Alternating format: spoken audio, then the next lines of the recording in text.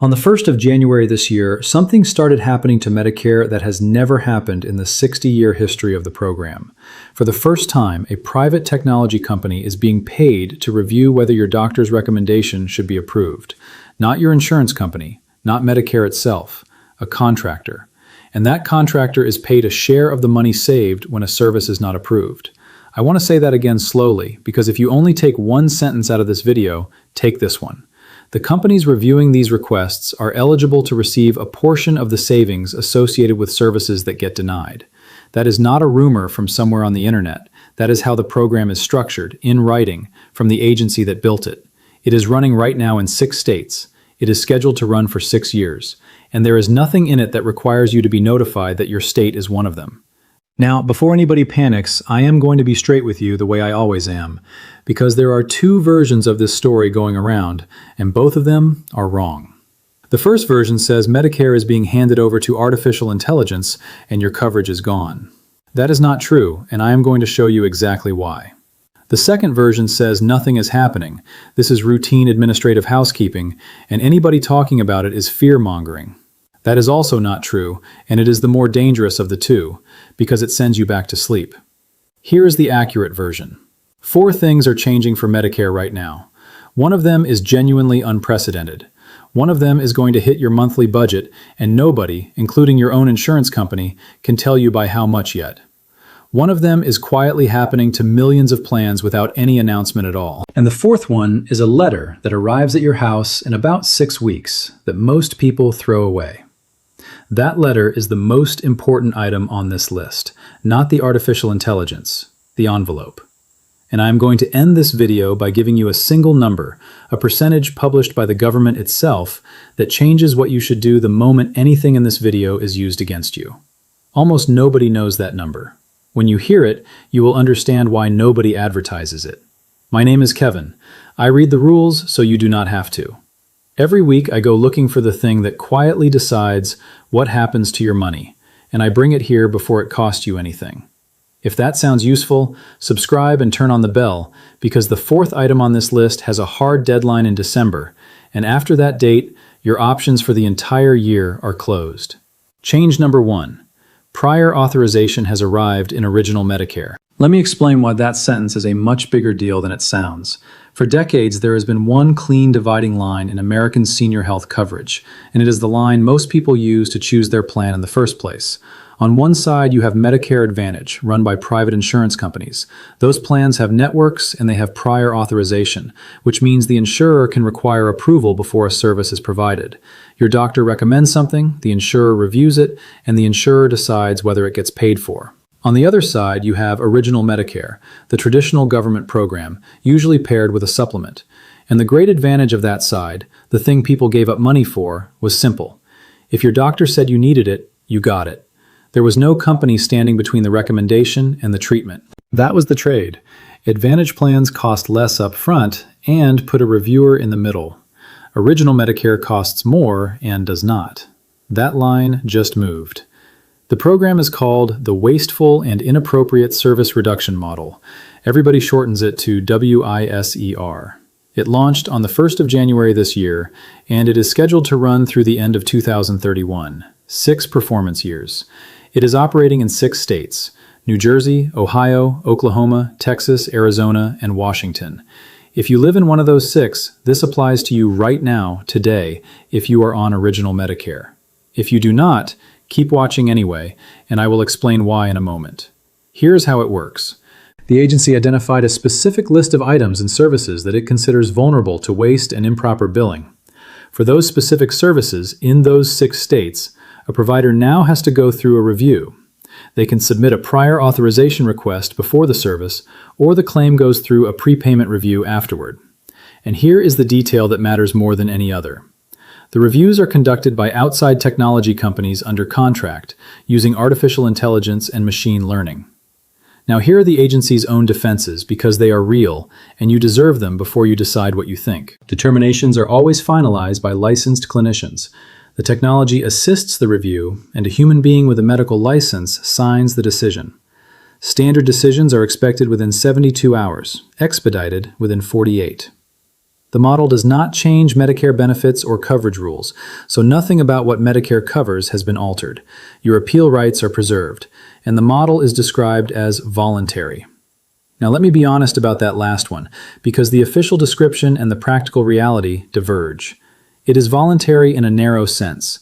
A provider is not required to submit a prior authorization request, but if they do not, the claim goes to prepayment review instead.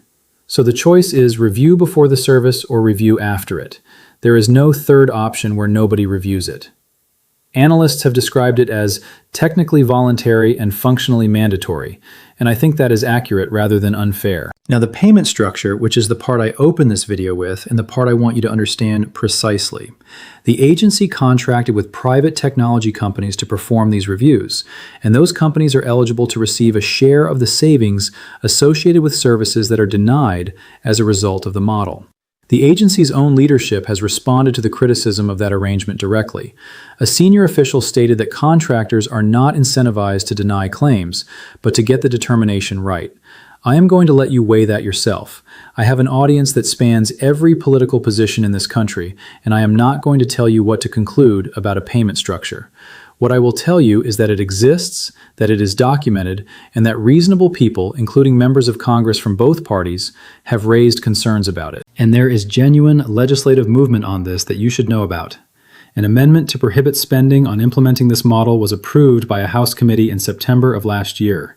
It was not included in the appropriations law signed in February, and a separate bill was introduced in December of last year specifically to prohibit this model and any future model testing prior authorization in traditional Medicare. So this is contested, it is active, and it is not settled. Now, here is the scale of it, because context matters enormously, and this is where most coverage misleads people.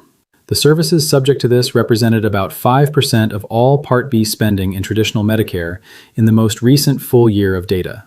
5%. It is a defined list, not everything. But that same figure was about 1% 5 years earlier. So the category has grown substantially, and the agency has the ability to expand the model to additional services and additional states in future years. Which is exactly why the 4 states not on that list should still be paying attention. This is a pilot. Pilots are how things start. Let me tell you about Merle. Merle is 73. He lives in a small city in Ohio, one of the 6 states, and he has been on original Medicare with a supplement plan since he turned 65, because his wife had a difficult experience with a network years ago, and they decided they never wanted a company between them and a doctor again. That decision cost them money every single month for 8 years. A supplement has a premium. They paid it, deliberately, as the price of not having a reviewer. Merle does not know that this program exists. He has not received a letter about it, because there is no letter. Nothing about his coverage has changed, so nothing triggered a notice to him. What he has is a belief, formed in 2017 and never updated, that on his side of the line there is no such thing as prior authorization, and that belief is now, in his state, for certain services, no longer accurate. Now, I want to stop here because Merle is exactly why I built the thing I am about to tell you about. He has not lost a benefit. Nothing has been taken from him. His coverage rules are identical to what they were in December. What he has lost is the accuracy of his own understanding. And a person planning around a rule that quietly stopped applying is in a worse position than a person who knows the rule changed, even though nothing visible has happened to either of them. That is what the Quiet Rules is. It is plain English, written large, on the things that quietly decide what happens to your money and your care. What changed, which states, what to ask your doctor's office before a procedure, and what to do the day a decision does not go your way, so a person is never planning around a rule that expired while they were not looking. You can find it at kevinexplains.shop. The link is in the description below and in the pinned comment at the top. And if you are watching this on a television right now, there is a code on the screen you can point your phone camera at. 7-day guarantee, always. If it does not hand you something you did not have before, you send it back. So here is the question worth sitting with. Do you actually know whether your state is one of the 6? Now, the practical part of this one, because I do not want to leave you with information you cannot use. If you live in one of those 6 states and you are on original Medicare, there is one question to ask before any significant outpatient procedure. Ask your doctor's office directly whether the service requires prior authorization under the new model and whether they have submitted it. That is it. That single question moves you from finding out afterward to knowing beforehand, and it takes 10 seconds at a desk you are already standing at. And if a determination comes back and it is not the one you wanted, do not accept it as final. I am going to come back to exactly why at the end of this video, and it is the most valuable thing I will say today. Change number 2. The prescription drug subsidy is ending, and nobody can tell you what it will cost you. Let me give you the background quickly because you need it to understand why the answer is genuinely unknown rather than being withheld from you. A few years ago, real protections were built into Medicare prescription coverage. Insulin was capped at $35 a month, certain vaccines became free, and an annual limit was placed on what you can pay out of pocket for covered drugs. This year, that limit is $2,100. Once you reach it, you pay nothing further for covered medications for the rest of the year. Those are genuine protections, and they have changed lives with serious conditions.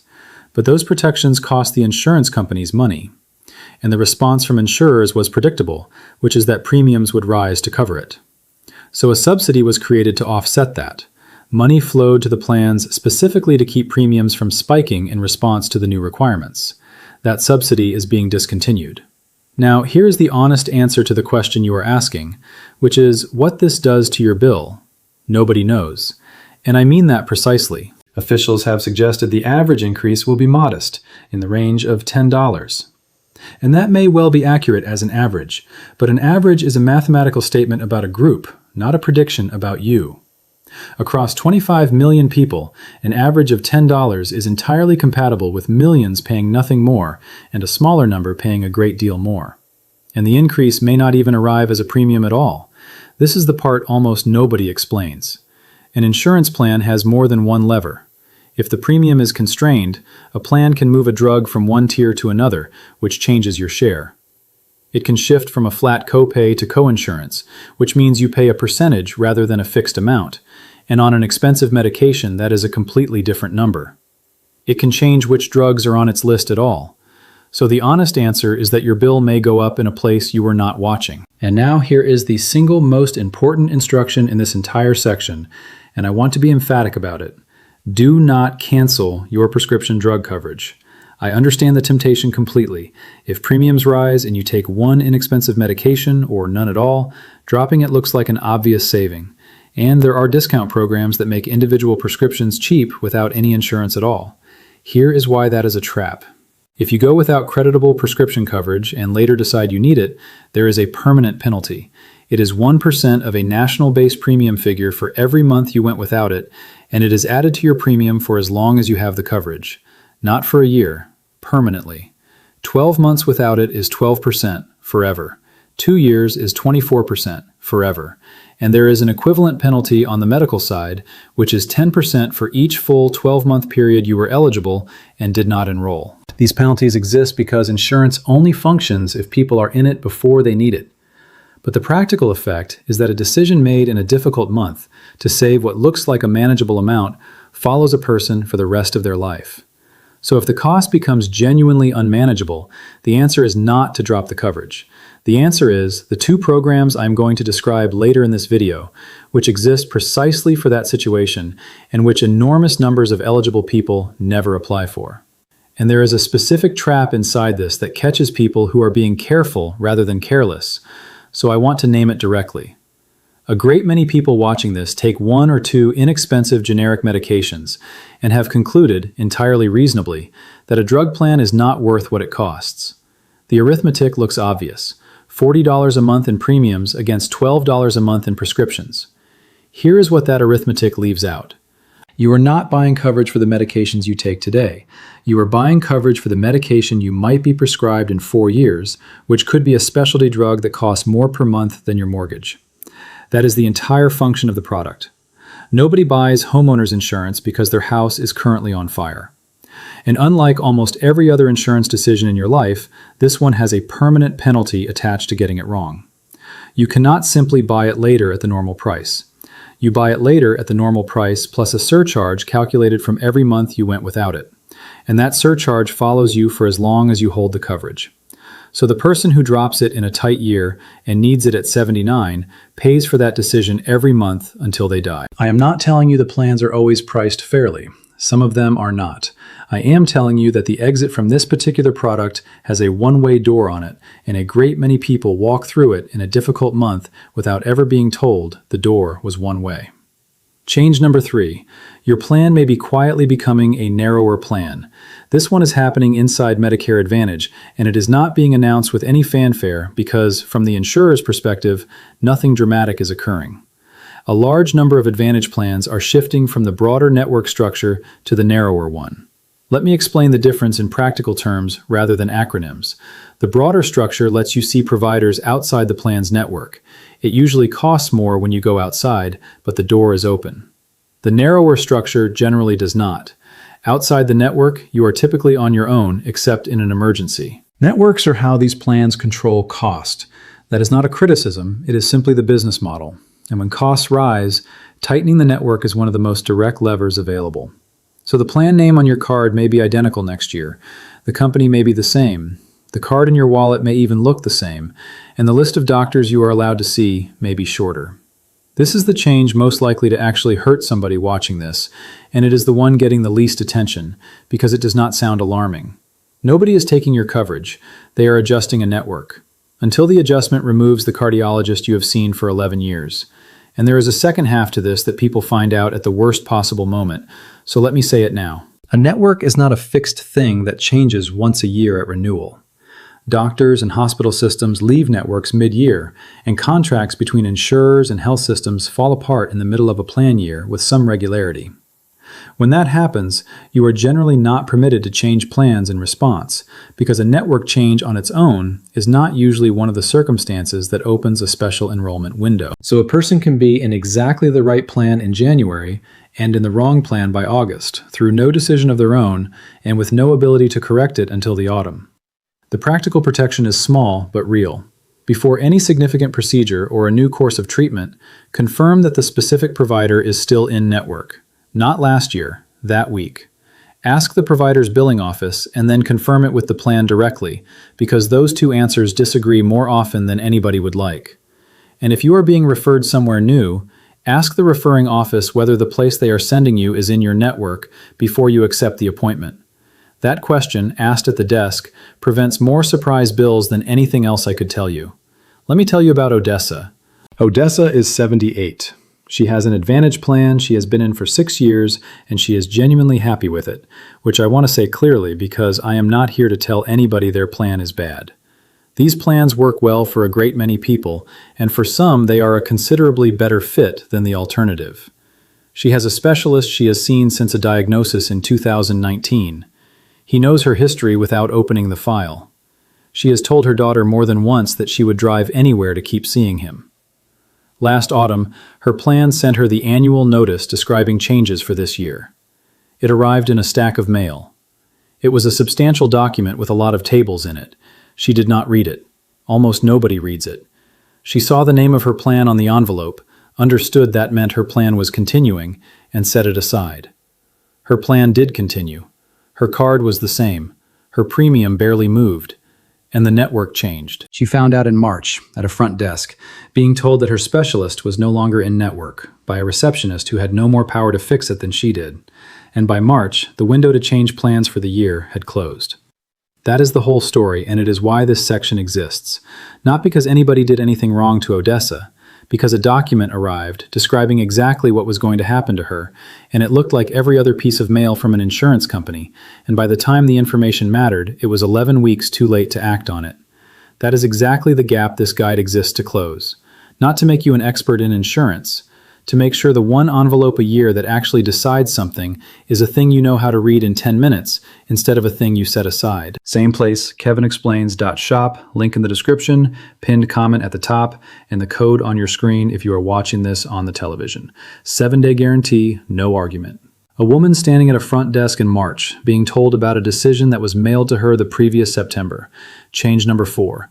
And this is the one I said was the most important thing on this list. The annual notice of change. By the end of September, every person in a Medicare Advantage plan or a standalone prescription drug plan receives a document from their insurer. It is usually called the annual notice of change, and people who deal with this every day just call it the notice. Here is what that document actually is, and I want to be precise because most people have never understood it. Your current plan expires on the 31st of December. Not your coverage, the plan itself, as a set of terms, ends. What continues into January is a new plan, offered by the same company, very often carrying the identical name. That notice is the document that tells you what is different about the new one. So the company stays the same. The card can stay the same. The name on the card can stay the same. And underneath it, the premium, the deductible, the copays, the drug list, the tiers, the network, and the prior authorization requirements can all be different. Everything that actually matters sits underneath a name that did not change. And if you do nothing at all, you are automatically enrolled in whatever the new version is. Doing nothing is not neutral. Doing nothing is a decision to accept terms you have not read. So here is what to do with that envelope, and it is a 10-minute exercise if you know what you are looking for. Find the section comparing this year to next year. Every one of these documents has one, usually near the front, often in a table. Check 5 things in this order: the monthly premium, the drug list, specifically whether every medication you actually take is still on it and still in the same tier. The network, specifically whether every doctor you actually see is still in it. The copays for the things you actually use, which for most people means specialist visits and hospital stays. And anything that says prior authorization, because that list can grow year to year. 5 things, 10 minutes, and it decides your entire next year. And here is the timing, because this is a hard deadline and it does not move. Open enrollment runs from the 15th of October through the 7th of December. That is the window when you can change plans for the following year. Outside of it, for most people, you are in what you are in until the next window opens, which means the notice arrives in late September, the window opens 2 weeks later, and it closes on the 7th of December. That is the sequence every single year, and the people who get hurt are almost always the people who discovered a problem in February. Let me tell you about Thurman.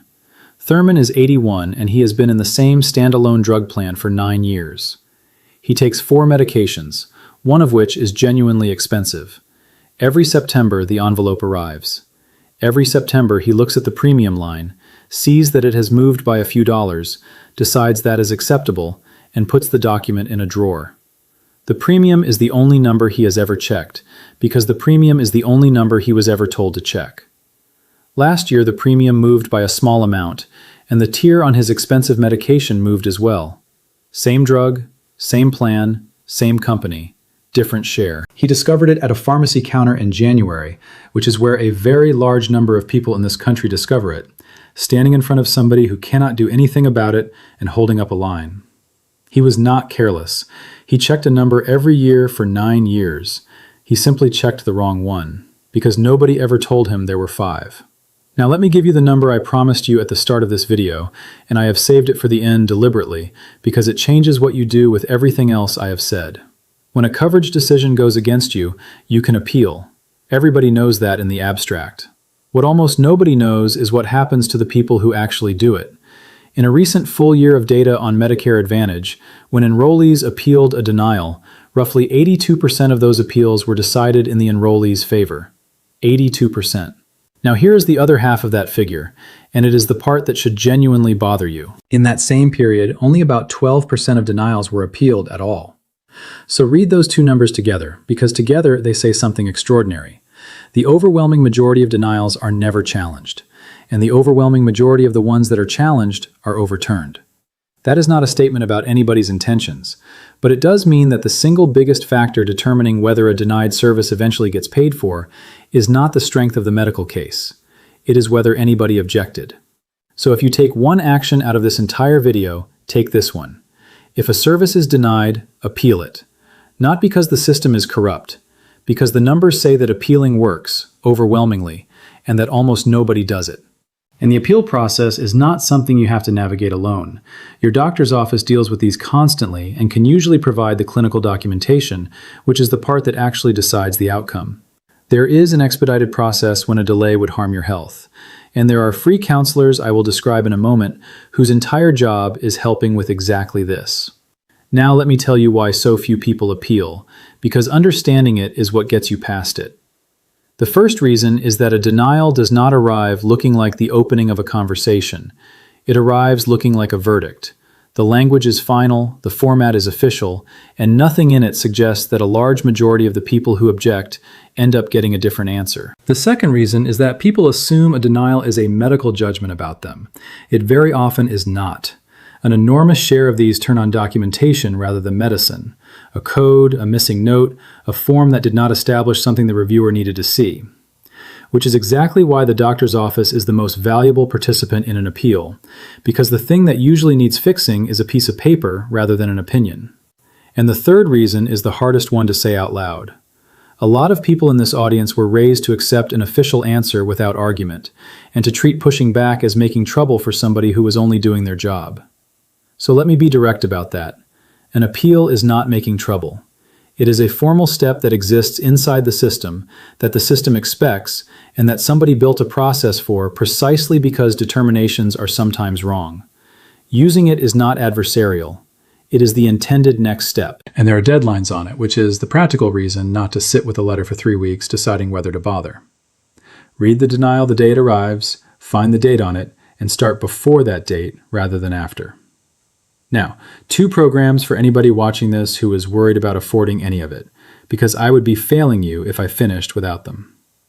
The first is called Extra Help, and it is officially the low-income subsidy. It helps with prescription drug costs, and you apply for it through the Social Security Administration rather than through Medicare.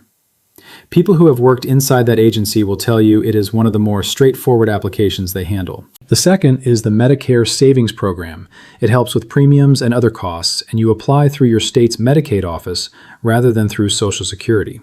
2 different programs, 2 different doors, and people mix them up constantly and give up when the first door is the wrong one. And there is a third resource that costs nothing and that almost nobody uses. Every state has a health insurance assistance program staffed by trained counselors who help people compare plans, understand notices, and file appeals. They are free, they do not sell insurance, and they have no financial interest in which plan you choose. If you are looking at a notice in October and cannot make sense of it, that is the phone call to make. And if your own situation is genuinely tangled, if you are staring at a denial letter or a notice and cannot tell what it actually means for you, email me. The address is on your screen and in the description below. I read every one. Now let me give you my honest opinion, and it is only that, and you are welcome to disagree with me in the comments. On the artificial intelligence question, I think the fear and the dismissal are both wrong, and the truth is narrower and more specific than either. Nobody has handed your medical care to a machine. A licensed clinician still signs these determinations. Benefits have not changed, and appeal rights are intact. The people telling you your coverage has been given to a computer are overstating it substantially. But something real did happen. A line that existed for the entire history of this program, between the side with a reviewer and the side without one, moved for the first time. It moved in a pilot, in 6 states, on a limited list of services. And pilots are how permanent things begin. My actual objection is narrower than the one you will hear elsewhere. It is not that review exists. Some review is reasonable, and waste in this program is real. My objection is the payment structure. When the entity performing a review can benefit financially from the outcome of that review, you have created a pressure that does not need to exist, and you have created it in a place where the person on the other end is 80 years old and waiting on a decision about their own body. The agency says contractors are incentivized to get it right rather than to deny. I hope that is true. I would simply point out that it did not have to be structured in a way that requires anyone to hope. And there is a second thing I want to say that has nothing to do with politics. Every single item in this video shares one property. All 4 of them are changes that produce no visible signal in your life on the day they happen. Nothing arrives, nothing stops working, your card still functions, your plan still exists. You find out in March at a front desk, or in January at a pharmacy counter, or the day a procedure needs approval that never used to need approval. That is the actual pattern, and it is the entire reason this channel exists. Not that anybody is hiding things from you, that the system has no mechanism for telling you when something that used to be true stopped being true. All right, here is your checklist. 5 things, and the whole list takes 1 afternoon. 1. Find out whether your state is one of the 6 running the new review program, and if you are on original Medicare there, ask your doctor's office before any significant procedure whether prior authorization is required and whether it has been submitted. 2. Watch for the annual notice at the end of September. Do not set it aside. Check 5 things, not 1. Premium, drug list and tiers, network, copays, and prior authorization requirements. 3. Put the 7th of December on a calendar you actually look at. That is when the window closes. Everything you did not do by that date, you cannot do until the following autumn.